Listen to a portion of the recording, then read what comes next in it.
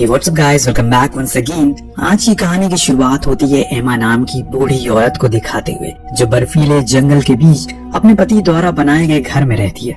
एमा की जिंदगी उसी दिन खत्म हो गई थी जिस दिन उसके पति ने उसका साथ छोड़ दिया था। उन बीते लम्हों को याद करके आज वो बेहद भावुक है, क्योंकि आज उसे गुजरे हुए पूरे 1 साल बीत चुके हैं और अभी तक उसने उसकी आशीष को संभाल कर रखा है। लेकिन आज उसने फैसला कर लिया कि वो उसे उसकी पसंदीदा जगह पर बहा देगी। वो असल में एक लेक के पास जा रही है जहाँ दशकों पहले उनकी मुलाकात हुई थी। हालांकि मौसम खराब होने के कारण अभी वो जम चुकी है, लेकिन फिर भी एमा निकल पड़ी है खुद की सेमी ट्रक को लेकर, ताकि आज अपने पति की आखिरी यादों को खुद से दूर कर सके।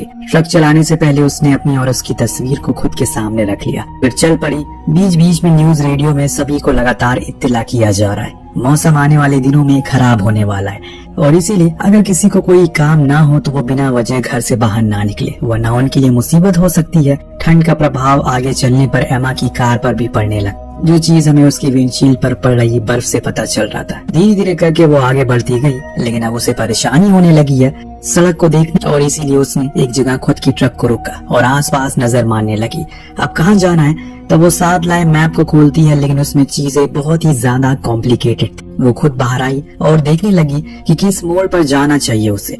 बर्फ की चादर ने चारों तरफ पूरा कब्जा किया है, इसीलिए उसे कुछ भी समझ नहीं आ रहा है। इतने में एक आवाज ने अपनी ओर उसका ध्यान खींचा। एमा उसके पीछे पीछे चलती चली गई, जहाँ जाकर उसे एक पुराना लकड़ी का कॉटेज दिखा। बाहर एक बूढ़ा शख्स कुछ लकड़ियां काट रहा था। ट्रक से वो जैसे ही बाहर उतरी, पहली नजर उसकी जमीन पर गिरे खून पर गई, जिसे देखकर वो कुछ अजीब सा लगा उसे। एक बारी तो उसका मन भी किया कि अपने कदम पीछे ले ले, लेकिन अब रास्ता पूछना था तो बात तो करनी पड़ेगी। उस बूढ़े शख्स ने जब एमा को अचानक से देखा तो वो खुद भी डर गया, जिसके लिए एमा ने उसे माफी मांगी। फिर वो उसे झील तक जाने का रास्ता पूछती है। वो बताता है कि इस पहाड़ के वो पीछे है। एमा से रहा नहीं गया, उसने पूछेंगे क्या वो ठीक है? उस शख्स ने धीमी आवाज में कहा कि हाँ, पर एमा की नजरें उसी खून पर थी, जो देखकर शख्स ने जवाब दिया, ये बस हिरन का खून है। एमा वहाँ से वापस आ गई और ट्रक लेकर पहुंच गई उसी झील के पास, जहाँ उसे अपने पति की आखिरी निशानी को खुद से दूर करना था। पर ये पल उसके लिए बहुत ही भावुक होता है। इस दौर में वो इसी झील के ऊपर अपने पति के साथ फिशिंग के लिए आया करती थी। उन्हीं चमकते हुए पलों को याद करते हुए उसने अपने बैग से उस राख को बाहर निकाला। तभी अचानक से उसे कहीं से गोली चलने की आवाज आई, जो सुनकर वो फौरन भागते हुए गई और अपनी ट्रक के पीछे छुप गई। इस दौरान उसकी नजर गई जंगल में, जहाँ एक लड़की बेबसी की हाल में भाग रही है, मानो कोई उसका पीछा कर रहा है। एमा को काफी अजीब लगा, और अचानक उसी पल उसके पीछे वही बूढ़ा शख्स आ गया, जो उसे बंदूक दिखाते हुए कहता है, अगर अब इससे आगे तुम भागी तो मैं तुम्हें शूट कर दूंगा। वो लड़की डर के मारे उसके साथ वहीं घर चली गई। आपकी तरह ही एमा के मन में भी कई सवाल पनपने लगे हैं, जैसे कि कौन है ये लड़की, क्या चाहता है ये शख्स, आखिर क्यों वो उसे इतना तड़पा रहा है, इसका मकसद क्या है? इतने सारे सवालों के घेरे में उलझी हुई एमा परेशान हो जाती है। उसे ख्याल आया क्यों ना वो पुलिस को कॉल करके सब कुछ बता दे, पर इस बर्फीली जगह पर सिग्नल आना भी तो नामुमकिन है। इसीलिए उसने अपना सामान वगैरह लपेटा और निकलने का सोचा। परंतु जब वो झील के बाहर आ रही थी, तभी उसकी ट्रक एक गड्ढे जैसी चीज में अटक जाती है। हजारों कोशिशों के बाद भी कोई हल नहीं निकला। वो उसे वहीं छोड़ पैदल ही आगे बढ़ती है। बीच में उसे वही बूढ़ा शख्स का कॉटेज दिखा। उसके मन में ख्याल आया क्यों ना वो जाकर चेक करे कि असल में चल क्या रहा है। तभी उसकी नजर उस बूढ़े आदमी पर गई, जो कार लेकर कहीं जा रहा था, और यही सही मौका था पता लगाने का। इसीलिए वो धीरे से गेट के पास गई, लेकिन वो लॉक था।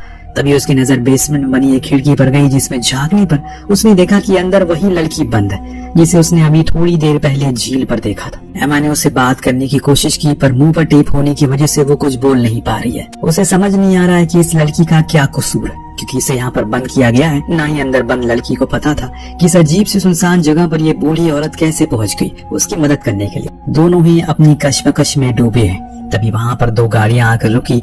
एक में बूढ़ा शख्स की पत्नी भी थी, जिसके हाथों में बंदूक था। शायद कुछ गड़बड़ होने वाली है, इसीलिए एमा ने ग्लास पर लिखा कि वो वापस जरूर आएगी।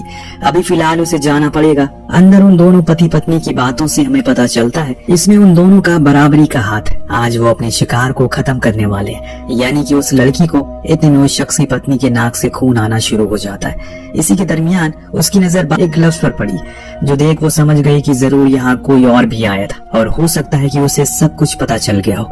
इतने में वो उसे एमा के लिखा हुआ वो संदेश भी दिख जाता है, जिससे वो पूरी तरह से पूर्ति हो गई है कि यहाँ जरूर कोई न कोई तो आया था। उसने अपने पति से पूछा कि ये दस्ताना किसका है। वो भी हैरानी से देखते हुए कहता है, मुझे क्या मालूम है, लेकिन ये तुम्हें कहाँ मिला? उसने बताया कि ये बाहर पड़ा था। जो सुनने पर वो भी परेशान हो गया। उसे याद आया कि एक लेडी आई थी उसे झील का रास्ता पूछने के लिए। हो सकता है कि ये उसी का हो। ये सुनने पर उसकी पत्नी आना गुस्से से लाल हो जाती है, क्योंकि अगर उसने जाकर किसी को भी बता दिया यहाँ पर क्या हो रहा है तो सब कुछ खत्म हो जाएगा। उन्हें जिंदगी भर की जेल हो सकती है। इसीलिए वो बंदूक लेकर बाहर चली गई और जबरदस्ती रेनॉल्ड को भी अपने साथ लेकर गई। इधर एमा ने बड़ी चालाकी से अपने पति द्वारा बनाए गए एक शेड को तैयार किया, जो उसने किसी भी दिक्कत समय इस्तेमाल करने के लिए बनाया था। लेकिन आज एमा ने उसे एक चारे की तरह इस्तेमाल करने का सोचा। दोनों ने उसे देखा, पर आगे सिर्फ रेनॉल्ड गया। लेकिन तभी उसका पैर वहाँ पर बर्फ पर पड़ा, जिसे एमा ने जानबूझकर नरम कर दिया था, ताकि जैसे ही वो उस पर अपने कदम रखे वो टूट जाए। और हुआ भी ऐसा ही। वो चिल्लाते हुए ठंडे पानी में गिर गया। एना फौरन आगे आई और उसे निकालने में लग गई। इधर इस चीज का फायदा उठाकर एमा इनके घर में घुस जाती है और बेसमेंट में जाने के लिए रास्ता ढूंढने लगती है, जो उसे मिल भी गया, लेकिन उसमें ताला लगा था। तो अभी वक्त न जाया करते हुए उसने उसे तोड़ने का फैसला किया, जो कुछ कोशिश के बाद भी टूट भी जाता है। नीचे गई तो वहाँ उस बेसमेंट की हालत को देखकर उसकी रूह कांप जाती है। वहीं पर वो लड़की भी थी, पर उसके हाथ पर उन लोगों ने जंजीरों से बांध रखे थे, जिसे अभी इतनी जल्दी तो खोल पाना नामुमकिन है। इसीलिए उसने कहा कि वो घबराए ना, जल्दी ही वो फिर वापस लौटेगी। इस बार वो खाली हाथ नहीं आएगी, बल्कि उसने अपने दिमाग का प्रयोग किया। बेसिन में लगे नल को खोल दिया, जिससे वो पूरे घर में धीरे धीरे करके पानी भरने लगा। जो इस ठंड में गर्म करने के लिए इनके पास लकड़ियां थी, उन्हें भी उसने भिगा दिया। बाहर आ गई, लेकिन न जाने कैसे एना ने उसे देख लिया। वो उस पर शूट करने लगी, एक गोली जो किस्मत से सिर्फ उसके हाथ में ही लगी थी। इसीलिए वो जैसे तैसे खुद को बचाते हुए वहाँ से भागकर अपने ट्रक के पास आ गई। लेकिन इस तरफ जब ये पति पत्नी घर में घुसे तो इन्होंने जब घर की हालत को देखा तो इनके तो होश उड़ गए। पूरा घर पानी से भर चुका है। रिवॉल्ट, जो कि अभी भी ठंडे पानी में गिर गया, उसे तुरंत ही गर्म आग की जरूरत थी, वरना वो ठंड से मर जाएगा। पर आग तो जल ही नहीं सकती, क्योंकि लकड़ियां इन्होंने रखी थी वो पूरी भीग चुकी है। तो अब बस दो ही ऑप्शन है, या तो ये बाहर से सूखी लकड़ियां ढूंढ कर लानी पड़ेगी, या फिर इन्हें इंतजार करना होगा। परंतु रिवॉल्ट के पास ज्यादा समय नहीं है। एमा जाकर अपनी ट्रक के पास खुद के इलाज करना शुरू करती है, लेकिन तभी उसकी नजर पड़ी अपने हाथों पर। उसकी शादी की रिंग कहीं गुम हो चुकी है और इस आनंद फनन में वो भागती उस गड्ढे के पास वहां पर गई। उसे वो नहीं मिली, जिसे वो मायूस होकर अपने उस सुनहरे पल को याद करने लगी, जब उसे पति ने पहली बार उसे वो रिंग देकर शादी के लिए प्रपोज किया था। उस दिन को वो कभी भी भूल नहीं पाएगी। तभी उसने देखा कि वो भूला शख्स अपनी बंदूक वहीं छोड़ गया, जिसे उठाकर वो प्रण लेती है, चाहे कुछ भी हो जाए वो उस लड़की को बचा कर रहेगी, फिर चाहे खुद की कुर्बानी ही क्यों न देनी पड़े उसे। दूसरी तरफ एना अपने पति को लेकर कार में आ गई, ताकि हीटर उसे गर्म कर सके, पर रिवॉल्ट का कहना था कि वो और नहीं चल सकता। उसके शरीर में अब सारी चीजें ठंडी पड़ चुकी है। लेकिन एना का कहना था कि उन्हें सुबह तक सब कुछ साफ करना पड़ेगा, वरना अगर कोई आ गया तो वो मुसीबत में पड़ सकते हैं। अब घर के अंदर जाकर उसे अपने पति से कहा कि तुम बाकी के सामानों को लेकर फौरन झील तक पहुंचो, तब तक मैं इस लड़की को लेकर निकलती हूँ। रिवॉल्ट की अभी वो हालत नहीं है कि वो इतनी दूर पैदल चल सके, पर उसकी बीवी ने उसे जबरदस्ती की, इसीलिए उसे ये करना ही पड़ता है। और कुछ ही देर में ये दोनों उस बंधक लड़की को लेकर बाहर आए, कार में बैठा दिया। तभी रिवॉल्ट को अचानक याद आया, अरे मेरी बंदूक तो यहाँ है ही नहीं। जब ये चीज एना को पता चली तो वो गुस्से में आग बबूला हो गई। उसे एक जोरदार थप्पड़ जड़ दिया और कहा कि जल्दी से झील पर पहुंचो। इस चीज से हमें ये साफ पता चलता है कि हमेशा से एना का ही जोर रहा है रिवॉल्ट की जिंदगी में, और हो सकता है कि जो कुछ भी हो रहा या फिर होने वाला उसे ज्यादा एना का ही फायदा हो। बेचारा रिवॉल्ट भारी भरकम स्लेट खींचते हुए झील के करीब पहुंचता है और चीजों को लगाना शुरू करता है। इस चीज को दूर से एना देख रही होती है और इस चीज को दूर से एमा देख रही होती है। इसीलिए उसे लगता है कि अब सही मौका है घर में जाकर उस लड़की को बचाने का। उसे ये नहीं पता कि लड़की तो घर में है ही नहीं। खैर वो सीधा उस कॉटेज पर पहुंची। वहाँ उसे वो लड़की नहीं मिली, पर उसे खुद का इलाज करने का सोचा, क्योंकि वहाँ उसे कुछ औजार मिल गए थे। इनकी मदद से उसने अपने हाथ में लगी गोली को बाहर निकाला और फिर बाहर आकर रिवॉल्ट की कार में लगे रेडियो से मदद मांगने की कोशिश में लग गई। शायद उसका कनेक्शन हो भी गया था, परंतु तभी रिवॉल्ट ने पीछे से आकर उस पर हमला कर दिया। लेकिन उसकी मदद से इतनी बेकार हालत थी, लेकिन उसकी खुद की इतनी हालत थी कि ज्यादा देर वो उससे लड़ नहीं पाया। और ऊपर से एमा ने उसका पैर भी जख्मी कर दिया था। वो उसके सामने अपनी जान की भीख मांगना शुरू करता है। सब कुछ सच सच बता देता है कि इसमें उसकी कोई गलती नहीं है। दरअसल उसकी बीवी का मानसिक संतुलन ठीक नहीं है। जिस लड़की को हमने बंदी बनाया है उसने पहले भी कई बार खुदकुशी करने का सोचा, और मेरी बीवी को लगता है कि अगर उसे मार कर खत्म कर देगी तो उसकी तबीयत ठीक हो जाएगी, इसीलिए वो उसे झील के पास लेकर गई थी। मैं तो खुद थोड़ी देर में मर जाऊंगा, प्लीज मुझे हॉस्पिटल जाने दो। एमा को उसकी हालत पर तरस आने लगता है। वो कहती है कि ठीक है जाओ, वहाँ जाकर तुम पुलिस को यहाँ भेजोगे तभी मैं तुम्हें जाने दूंगी। दूंगी। वो मान गया और जाते जाते उसकी वेडिंग रिंग भी दे दिया जो उसे कॉटेज में मिली थी, जिसे पाकर एमा बहुत खुश होती है। पर जब रिवॉल्ट जा रहा होता है तो अचानक से उसके सामने उसकी बीवी की कार आ गई। उसे देखकर खूब चिल्लाता है कि तुम यहाँ क्या कर रहे हो, तुम्हें मैंने उस जगह पर रहने को कहा था ना। तब रिवॉल्ट उसे बताता है कि वो जख्मी हो चुका है और इसीलिए डॉक्टर के पास जा रहा है। पर आना तो उसकी एक सुनने को राजी नहीं थी। उसका तो ये कहना था कि वो उसे छुटकारा पाने के लिए उसे छोड़कर जा रहा है बस। रिवॉल्ट उसे समझाता है जो कुछ भी वो कर रहा है वो सब गलत है, ये सब वो यही खत्म करना होगा। ये सुनने के बाद मानो ऐना का गुस्सा उबाल मारने लगता। उसने अपनी पति पर ही बंदूक तान दिया और इसके दरमियान उसके नाक से फिर से खून गिरने लगता है। वो अब कोई परवाह नहीं उसे। इधर एमा वापस ट्रक के पास आई और उसे धक्का देकर वापस झील में ढकेल दिया और फिर उसमें आग लगा दी ताकि उस धुएं से कोई उसे देख सके या फिर कोई आसपास रेंजर हो तो वो देख ले। हुआ भी ऐसे ही दोस्तों, जब वो बाहर आई तो 2 पुलिस वालों ने उसे देख लिया। पहले तो उन्हें लगा कि शायद वो कोई कातिल है, पर बाद में जब एमा सब कुछ बोलने लगी तो वो फौरन उसके पास उस कॉटेज में गए।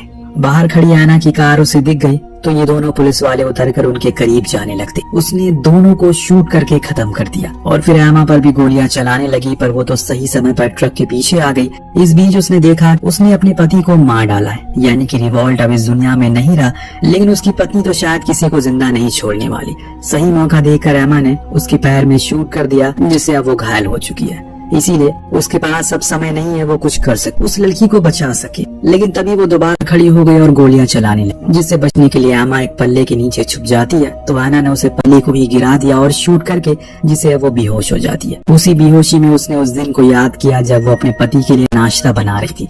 उस दौरान उसने अपनी आखिरी सांसें भर ली। दरअसल उसके पति को कैंसर था, जिसके कारण वो पहले ही गुजर गया। जब एमा को होश आया तो वही बेसमेंट में बंद थी उस लड़की के पास।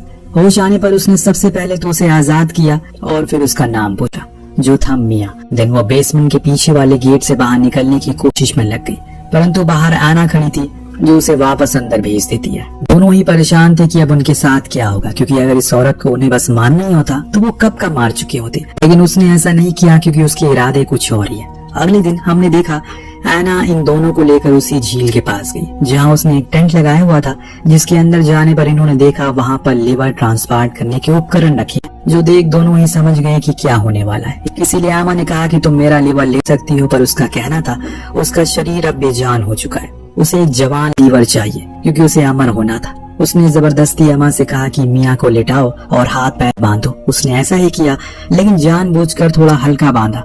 अब ऐना तेजी से अपना काम शुरू करती है, परंतु एमा उसे ऐसा होने नहीं देगी। इसीलिए उस पर हमला बोल दिया और घसीट कर बाहर ले आई। उसने उस पर बंदूक तान दी, लेकिन उसमें तो गोलियां है ही नहीं। तब गुस्से में और पागलपन का शिकार हुई ऐना उसे घसीटते हुए उसे गड्ढे के पास ले जाने लगी जो उसी ने बनाया था। लेकिन तभी मियाँ ने खुद को आजाद कर लिया और बाहर आ गई, परंतु ऐमा को पता था कि अब इस हाल में नहीं है कि वो और लड़ सके। उसने चालाकी से खुद की हथकड़ियों से ऐना को भी बांध दिया और उसे लेकर उसी गड्ढे में कूद गई। तेजी से वो गहराई में जाने लगी और अपने साथ उसे भी ले जाने लगी। अपनी आखिरी सांसों में उसने वो किया जो वो करने के लिए यहाँ पर आई थी। अपने पति की राख को उसने उसी झील में समा दिया और खुद भी उसमें डूब गई, लेकिन उस लड़की को बचा लिया जिसने उसे खुद से वादा किया था। खामोशी से उसने खुद को कुर्बान कर दिया। शायद इसी को डेस्टिनी कहते हैं। उसने कभी नहीं सोचा था जो जगह उसे हमसफर की पसंदीदा होगी वहीं वो अपनी आखिरी सांसें लेगी। ऊपर खड़ी मियाँ को बर्फ में छिपी एमा और उसके पति की तस्वीर मिलती है, जिसे जिंदगी भर एमा ने अपने सीने से लगा कर रखा। लेकिन अब मियाँ उसे अपने साथ ले जा सकती है क्योंकि उसके लिए एमा एक फरिश्ता थी, उसे बचाने के लिए आई थी, वरना जिस जगह पर वो कैद थी वहाँ कोई इंसान कभी पहुंच ही नहीं सकता। वेल, आपको कहानी कैसी लगी हमें कमेंट करके जरूर बताएगा। मिलते हैं अगली वीडियो में। Thank you so much watching. Peace out.